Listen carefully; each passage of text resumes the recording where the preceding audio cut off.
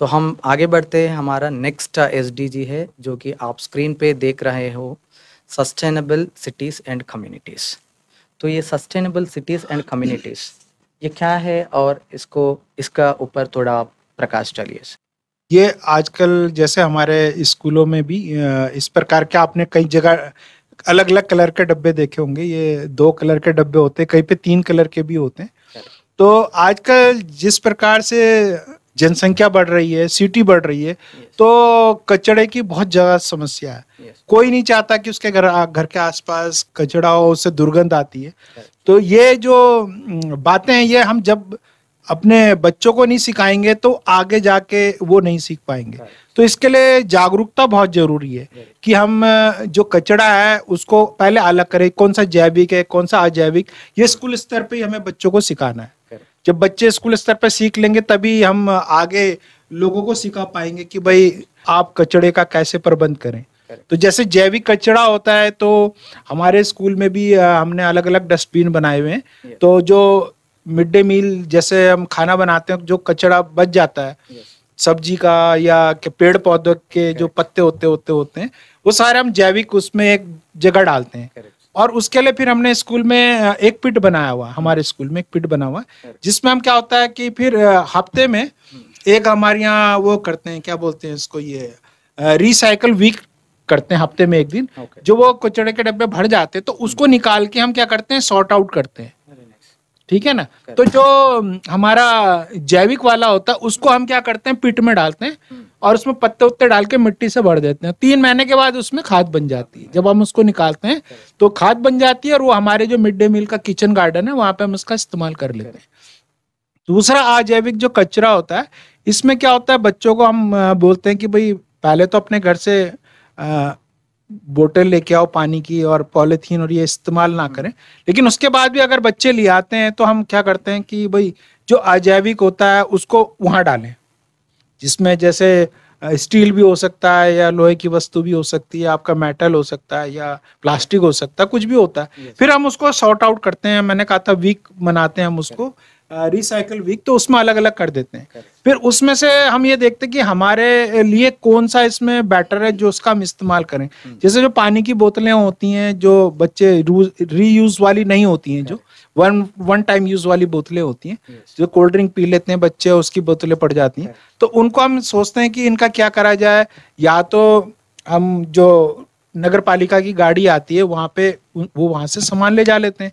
लेकिन कुछ चीजें हम क्या करते हैं, स्कूल में डेकोरेशन के काम आ जाती हैं। जैसे बच्चों को बोलते हैं भाई इसमें गमले बना लो या मिट्टी भर दो बोतलों में और उसको पार्क बना लो एक छोटा सा। और कुछ बच्चे उसका जो मतलब हमारे यहाँ होम साइंस है, वो लोग जो रॉ मटेरियल होते हैं उनका कुछ बेहतर इस्तेमाल बना कर लेती हैं, बहुत आकर्षक चीजें बनाती हैं। तो मतलब हम इनका भी इस्तेमाल कर लेते हैं। तो जो रिसाइकल हम उसका इस्तेमाल करते हैं, तो इससे बच्चों को नॉलेज भी मिलती है कि भाई कौन सा पदार्थ क्या होता है, कौन सा हानिकारक है, किसका बेहतर इस्तेमाल हो सकता है। और जो बच जाता है, बेकार हो जाता है, फिर हम उसको नगर पालिका की जो गाड़ी आती है वो उसको ले जा लेती है। तो इससे क्या होता है कि बच्चों में एक जागरूकता आती है, और जब बच्चे जागरूक होंगे तो समाज भी जागरूक होगा। ठीक है ना। तो इससे जो हमारी समस्या है, जो ये कूड़ा करकट वाली समस्या है कि जैविक अजैविक, तो वो ज्यादा आसानी से सॉल्व हो सकती है।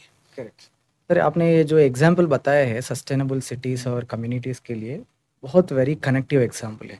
क्योंकि हर सुबह उठते ही हमारा पहले काम यही होता है कि घर में जो रहते हैं उसको जाके डस्टबिन पे डालना है। बहुत सारे जगह पे ऐसे डस्टबिन्स नहीं रहते हैं और वो एक ही डब्बा में डालते हैं कि मिक्स कर जो देते भी सफाई वाले रहते हैं वो मिक्स सेपरेट करने के लिए उसको भी बहुत दिक्कत होता है, और इसके लिए रिसाइकलिंग भी चलता है तो उसको भी सेपरेट करने में दिक्कत होता है। तो ये सस्टेनेबिलिटी जब आएगा ये सिटीज़ और कम्युनिटीज़ में, जैसे आपने एक एग्जांपल दिया है बच्चों हर वीक ये करता है, तो अगर बच्चों को ये एक दिन किया है और छोड़ दिया है तो ये एक मैजिक शो बनेगा। या 1-2 दिन 2 बार 3 बार किया है तो इनको ये एक्टिविटी या प्रोग्राम हो जाएगा। अगर ये हर वीक होता है, हर महीने होता है, तो इसके कल्चर बन जाता है। तो ये जब कल्चर बन जाता है तो ये आइडिया सस्टेनेबल फॉर्म में आता है। अभी मैं कुछ सिटीज़ में देख रहा हूँ या कुछ कम्युनिटीज़ में देखता हूँ, ऐसे बहुत सारे आइडियाज़ आते हैं, कोई इनिशिएटिव लेते हैं और 2-3 हफ्ते के बाद छोड़ देते हैं और बोलते हैं कि कोई आते ही नहीं है। सब लोग आते हैं क्योंकि ये सस्टेनेबल जब बनेगा, आप इस पे कंसिस्टेंसी से काम करना है। और अभी बहुत सारे सिटीज़ में सर बारिश आएँगे तो पूरा रोड भर जाते हैं, का सस्टेनेबल आइडिया नहीं है रोड्स बनाने का, या बहुत सारे जगह पे ब्रिजेस कोलैप्स होते हैं, सस्टेनेबिलिटी आइडिया नहीं है। तो ऐसे बहुत सारे चीज़ें रहते हैं सर, कुछ समय के लिए सोच के उसको बनाया जाता है, क्रिएट किया जाता है, ये टेम्परेरी हो जाता है। तो आप सबसे विनती है, आप जो भी छोटा-सा काम भी कर रहा है, आज स्कूल में एक पेड़ भी लगा रहे हैं या जो सर ने बताया है गार्डन्स भी लगाना है या वाटर फ़िल्टर भी करना है, रेन वाटर हार्वेस्टिंग पिट्स करना है। ये सिर्फ़ आज का या कल का देख के मत, नेक्स्ट 10 इयर्स का, 20 इयर्स का देख के करना, तब ये सिटीज़ और ये कम्युनिटीज़ सस्टेनेबल बन जाएँगे। तो हमारा नेक्स्ट एसडीजीज़ पे जाते हैं सर। आप सब देख रहे होंगे नेक्स्ट हमारा एसडीजी जो स्क्रीन पे दिख रहा है, रिस्पॉन्सिबल कंजम्पशन। सर आजकल क्या हो गया है, बच्चों को ये जो रिसोर्सेस हैं, ये रिसोर्सेस का महत्व पता नहीं चल रही कि किसको कहाँ कितना यूज़ करना है। ये जानकारी नहीं है और ये वैल्यू भी उनको पता नहीं है। इससे बहुत बुरा चीज़ हो रही है सर, हर जगह हर रिसोर्स को वेस्ट कर रहा है।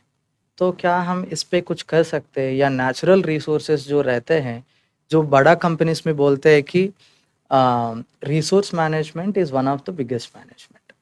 जो एक प्रोजेक्ट बनाना है तो उसमें 10 मैनेजमेंट्स इंक्लूड होते हैं। ये 10 मैनेजमेंट्स में एक मैनेजमेंट है रिसोर्स मैनेजमेंट। तो ये रिसोर्स मैनेजमेंट को अगर हम कैसे स्कूल से या बच्चों के आइडिया से लेके आ सकते हैं? सर जैसे आपने बताया कि आजकल प्लास्टिक कचरा बहुत ज़्यादा हो रहा है करेक्ट, और जगह जगह प्लास्टिक बोतलें बिखरी हुई पड़ी रहती हैं। राइट, तो आजकल एक प्लास्टिक ब्रिक्स बनाने का जो वो है वो बहुत बढ़िया चल रहा है, जो पर्यावरण को बहुत संरक्षित कर सकता है। तो हम भी देखते हैं, अक्सर स्कूल में भी देखते हैं कि बच्चे कुरकुरे खाते हैं या कुछ खाते हैं, वो फेंकते रहते हैं। और वो सिंगल यूज प्लास्टिक जो है बहुत ज़्यादा बढ़ रहा है। तो उसके लिए अगर जो खाली पड़ी बोतलें हैं, वो जो कचरा है उसको उसमें भरा जाए, बिल्कुल टाइट वो बोतलें बन जाती हैं और वो एक ब्रिक का काम करती है। तो ये कंसेप्ट हमने अभी बच्चों को दिया भी है। हमारे यहाँ चूँकि अभी जैसे बता रहे थे प्रतिभा दिवस, तो हम उनको बीच बीच में बताते रहते हैं कि आप क्या करें, पर्यावरण संरक्षण के लिए आप किस तरह से प्रयास करें। तो हमने उनको एक टास्क दे रखा है कि आपके आसपास जितनी भी बोतलें होती हैं, खाली बोतलें, आप उनको इकट्ठा कर लीजिए और जो आप कुरकुरे खा रहे हैं, चिप्स खा रहे हैं, उनके जो पैकेट्स हैं उनके अंदर आप भरते रहिए। तो धीरे धीरे क्या हो जाएंगी, वो एक ब्रिक का रूप ले लेंगी, बहुत टाइट ब्रिक्स वो बन जाती हैं। तो हम सजावट के लिए जो है उसका इस्तेमाल कर सकते हैं। उनको बोतलों को इकट्ठा करके और उनके बीच में हम फुलवारी स्थापित कर सकते हैं, एक गमले का रूप उनको दे सकते हैं। तो इस तरह से हम जो है उस प्लास्टिक ब्रिक्स को बना करके पर्यावरण संरक्षण के लिए एक अच्छा मैसेज जो है समाज में दे सकते हैं और लोगों को भी हम बता सकते हैं। बच्चों के माध्यम से हम उनके गार्जियंस को समझा सकते हैं उस बात को, और वो धीरे धीरे पूरे समाज में अगर इस तरह की बात जाती है तो मैं समझता हूँ कि पर्यावरण संरक्षण के लिए एक अच्छा प्रयास हो सकता है। वेरी नाइस एग्जाम्पल सर, क्योंकि ये रेस्पॉन्सिबल कंजम्पशन जो होता है उसमें ही पहला चीज़ वर्ड है रेस्पॉन्सिबिलिटी। हर कोई इसका रेस्पॉन्सिबिलिटी नहीं लिया है, तो ये कंजम्पशन जो वृद्धा जा रहा है इसको रोकना बहुत मुश्किल है। जैसे आपने बताया है, बच्चों के पास ऐसे बहुत सारे आइडियाज़ हैं, जो आप जैसे टीचर्स हैं उनको थोड़ा सपोर्ट मदद मिलेंगे इस आइडियाज़ को एक प्लेटफॉर्म पे लाने के लिए। ऐसा बहुत सारे आइडियाज़ बच्चों के पास है, और आप सब लोगों के भी जो लर्नर्स इस एपिसोड्स को देख रहा है, ऐसे ही हम कॉन्शियसली अनकॉन्शियसली बहुत सारे रिसोर्सेज को वेस्ट कर रहा है। हर दिन जब ब्रश करते हैं तो टैप थोड़ी देर ज़्यादा खुला रहते हैं या लाइट्स बंद नहीं करते हैं। ऐसे छोटे छोटे चीज़ एक जगह पे 1 सेकंड वेस्ट करते हैं। ऐसा पूरा इंडिया में लाखों लोग करते हैं, तो कितना बड़ा रिसोर्स वेस्टेज हो जाएगा। तो ये नहीं होना चाहिए। और ये जो हम वेस्टेजेस कर रहे हैं सर, ये अभी प्लास्टिक का आपने बताया है, पानी का अगर पोल्यूट हो रहा है, अगर वो नहीं करेंगे, ये सब हम सोचते हैं कि छोटे छोटे चीज़ें हैं, लेकिन अभी जो हमारा नेक्स्ट SDG आने वाला है, ये जो G20 समिट हुआ है उसमें सब देश जो G20 में पार्टिसिपेट किया है वो इसको बहुत एक अच्छा एक्शन प्लान के द्वारा लेके जाने के लिए एक फोकस पॉइंट बनाया है। मतलब उनका प्रायोरिटीज में ये एक है, इतना सारे देश इसको प्रायोरिटी लिया, मतलब इसमें कुछ खास होगा। तो आप सब देख रहे होंगे हमारा नेक्स्ट जो स्क्रीन पे दिख रहा है वो है क्लाइमेट एक्शन। जो हम छोटा छोटा ये रिसोर्सेस वेस्ट कर रहा है या पानी को पोल्यूट कर रहा है, ये सब मिलके एक बड़ा साइक्लोन के फॉर्म में आ रहा है या एर्थक्वेक्स आ रहा है या बहुत सारे क्लाइमेट चेंजेस हो रहा है। तो क्या इस क्लाइमेट चेंजेस को सब लोग समझते हैं कि ये फ्लड्स आते हैं, इसमें मेरा क्या है लेने देना, लेकिन हम भी उसको कंट्रीब्यूट कर रहे हैं कहीं ना कहीं अनकॉन्शियसली। तो क्या हम इस क्लाइमेट को बचाने के लिए बोलते हैं कि it is a mother nature, ये जो मदर नेचर बचाने के लिए हम क्या कुछ कर सकते हैं? जैसे आप जानते हैं कि क्लाइमेट चेंज बहुत तेजी से हो रहा है, ग्लोबल वार्मिंग हुई, उसके बाद कई सारी प्रदूषण और ये जितना उत्पादन और ये जितनी फैक्ट्रीज लग रही हैं और जितना बोलते हैं कि डेवलप हो रहा है, विकास हो रहा है, ये हो रहा है, तो इसका एक हानिकारक पहलू ये है कि इससे जो पर्यावरण है उसको बहुत नुकसान हो रहा है। तो खासकर जो हमारे उत्तराखंड है या हिल एरियाज होते हैं वहाँ पे ज़्यादा इसका असर देखने को मिलता है पर्यावरण का, क्योंकि वहाँ पे क्या होता है, अत्यधिक बारिश हो जाती है या वहाँ पर कभी आग जनी घटनाएं घट जाती हैं।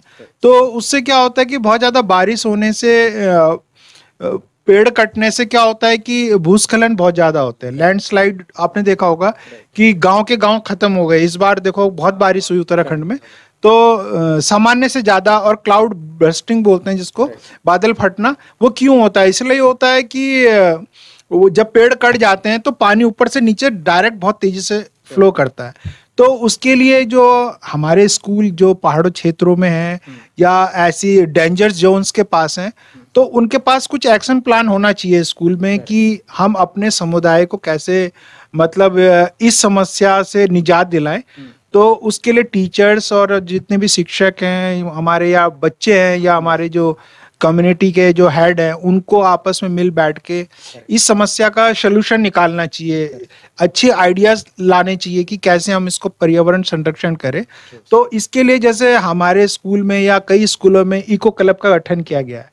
इको क्लब के गठन के माध्यम से अपने क्षेत्र के आसपास की स्टडी करनी चाहिए कि मेरे स्कूल के आसपास क्या है इन्वायरमेंट, एक प्रोजेक्ट बच्चों को दिया जाए। उससे क्या होगा कि बच्चे एनालाइज करेंगे कि किस चीज की कमी है, पेड़ कौन कौन से कम है, तो उन पेड़ों को कैसे वहां पे लगाया जाए, और खासकर स्थानीय पेड़ों, स्थानीय मतलब वेजिटेशन हो जो वहां फल फूल सके। ये नहीं कि ठंडे इलाके में आपने गर्म पेड़ लगा लिए तो कुछ दिन वो होगा फिर उसके बाद डेथ हो जाएगी। तो हमारे जो प्रजाति के पौधे, देसी प्रजाति के पौधे होते हैं जो जिस क्षेत्र में होता है वहीं उगते हैं, तो जैसे उत्तराखंड में ओक हो गया, बांज हो गया, बुरांस हो गया, इनको लगाने से क्या होगा, एक तो पर्यावरण जो हमारी मिट्टी है वो खिसकेगी नहीं, वो उसकी जड़ें बहुत अच्छी होती हैं, वो उसको पकड़ के रखती, कितनी भी बारिश हो जाए। उनके वो लगने के बाद तो और नेचुरल जो वेजिटेशन है वो बढ़ जाती है, ठीक है, संरक्षण हो जाता है। पशुओं को चारा मिलता है गाँव में, ये फायदा हो जाता है, इधर उधर नहीं भटकना पड़ता, भाई कुछ पेड़ पौधे खाते ही हैं पशु, तो उससे डबल फायदा हो जाता है, आमदनी भी बढ़ती है उनकी, ठीक है ना। और जो हमारा भूस्खलन की जो समस्या है वो भी काफी हद तक कम हो जाती है। तो इसके लिए इस तरह के प्रोजेक्ट चलाने से या इस प्रकार का जो इनोवेटेड आइडियाज होगा उससे क्या होगा कि बच्चों को एक तो पर्यावरण के प्रति संवेदनशील होंगे, समस्या को समझेंगे, ठीक है ना, और उन बच्चों के साथ साथ फिर उनके परिवार में वो सहभागिता आएगी कि हमें कैसे अपने ग्लोबली अपना एनवायरनमेंट ठीक करना है, ठीक है ना, कि अपना एरिया को नहीं खराब करना है, ठीक है ना। क्योंकि आपने देखा होगा कि भूस्खलन से कई पीढ़ियां समाप्त हो जा रही हैं। अभी केरल में जो घटना घटी थी, तो अनऑथराइज जगह पे लोग बस जाते हैं या नदी मुहाने में बस जाते हैं, जिससे फ्लड आता है और वो गांव के गांव पूरे साफ हो जाते हैं। तो हमें मतलब अपने पर्यावरण को सही ढंग से बचाने के लिए जो हमारा वृक्षारोपण अभियान है वो स्कूल स्तर से शुरू करना चाहिए, और उसमें जो सेवी संस्थाएं होती हैं उनकी मदद लेनी चाहिए, और साथ में सरकार से भी मदद लेनी चाहिए। हमारा जैसे स्कूल स्थापित है, हमारा स्कूल राजाजी नेशनल पार्क के पास है, तो हम हर साल 200 से 300 वृक्ष वहां से ले लेते हैं, किससे, फॉरेस्ट से। और हमारे स्कूल में जो मिशन के तहत जो हमारे वन विभाग है उसने हमारे स्कूल में 1 लाख रुपए की नर्सरी लगाई है, और उनका जो प्रोजेक्ट है 3 साल का है। छोटे छोटे पौधे हैं वो लगा के चले गए, मतलब उसमें प्लास्टिक में, और उन पौधों को संरक्षण की जिम्मेदारी स्कूल को दी गई है। हमने उसे पानी वानी डाल डाल के 3 साल में काफी बड़ा कर दिया, और उन पौधों को अब हमने लगाया, और जो बच गए वो हर बच्चे को दे देते हैं, उसके बर्थडे पे दे देते हैं स्कूल के, ताकि घर में ले जाए और लगाए पौधा। कुछ तो ज्ञान होगा, क्योंकि बहुत पौधे हैं। तो 1 लाख रुपए में तो बहुत बड़ी नर्सरी लगी है। तो मैं चाहते हैं कि इसी प्रकार का कोई इनोवेशन हो पहाड़ में भी, नर्सरी स्कूल में लगाई जाए, और उसी से फिर पौधे इधर उधर लगाए जाए, तो खरीदने नहीं पड़ेंगे पौधे बार बार। जैसे पहाड़ एरिया में लाइन बहुत होता है, हाँ। ज्यादा होते हैं, उससे प्राण का भी बहुत लॉस होता है, इकोनॉमिक लॉस होता है। तो अभी हमारा जो आपने बताया है क्लाइमेट एक्शन के बारे में, सर आप भी एक एग्जांपल शेयर कर रहे थे कि ये जो सीड बॉल्स रहते हैं ये भी एक इनोवेटिव आइडिया है। तो आपने बताया था मुझे सीड बॉल्स बना के वो हेलीकॉप्टर से भी फेंका है। आप उसके बारे में कुछ बोलना चाहते हैं सर? सीड बॉल भी जो सर ने बताया है कि कुछ क्षेत्र जो जहाँ पर भूस्खलन बहुत ज़्यादा हो जाता है, तो अगर हम सीड बॉल के माध्यम से, क्योंकि हर जगह जाना संभव नहीं है, जहाँ अति दुर्गम इलाके हैं जहाँ पर संभव नहीं है जाना, तो वहाँ पर हम अगर सीड बॉल बनाएं, सीड को हम क्या करते हैं कि मिट्टी और गोबर से मिला करके एक बॉल का रूप दे देते हैं, उसके अंदर सीड रखते हैं, और उसके बाद हम उसको फेंक देते हैं उन जगह पर। जोर से फेंकेंगे या किसी माध्यम से फेंक सकते हैं, हेलीकॉप्टर से फेंक सकते हैं। तो अभी पिछले साल हमारे विद्यालय में भी हमने ये यूनिवर्सिटीज़ के कुछ लोग आए थे, और फिर हमने भी उनके साथ मिल करके ये सीड बॉल पे काम किया, और हमने बच्चों को दिया कि उनको छुट्टी के समय सीड बॉल दिए गए, बांटे गए कि आप जो है घर जा करके जो आसपास जो खाली जगह है वहाँ पर आप इन बॉल्स को फेंकिए। तो बच्चों को बड़ा मज़ा आया उसमें, उनको अच्छा लगा कि हाँ ये इस तरह का कुछ वेरी नाइस वो हो सकता है। आप ये बोलते समय मुझे भी थोड़ा एक्सपीरियंसेस याद आया है कि हम जब ये सीड बॉल कर रहे थे हमने थोड़ा ये रिसर्च किया है। जब आपका एक्सपीरियंस शेयर कर रहे थे, बोले सही समय सही जगह पे भी डालना वेरी इंपॉर्टेंट है। तो हमने ऐसा किया है कि ये जो सीड बॉल्स बनाया है, हाईवेज पे जो लारी ड्राइवर्स जाते हैं, सारथीस जाते हैं, उनको दे दिया है। सर आप हाईवे पे जाते हैं, बहुत हज़ारों किलोमीटर जाते हैं, आपको लगता है कि इधर बहुत पेड़ कम है या इधर बहुत एनवायरनमेंट ख़राब है, इधर पेड़ आना चाहिए। अगर रेनी सीजन के थोड़ा आसपास में जब मौसम थोड़ा अच्छा रहता है वो पेड़ आने के लिए, तो उस जगह में आप ये सीड बॉल्स डालते जाइए। तो एक अच्छा इनिशिएटिव है सर, वो भी इसमें शामिल हो गए हैं। वो भी बहुत हैप्पी फील होता है कि हम सिर्फ यही काम नहीं कर रहे, कुछ पर्यावरण के लिए भी हम काम कर रहे हैं।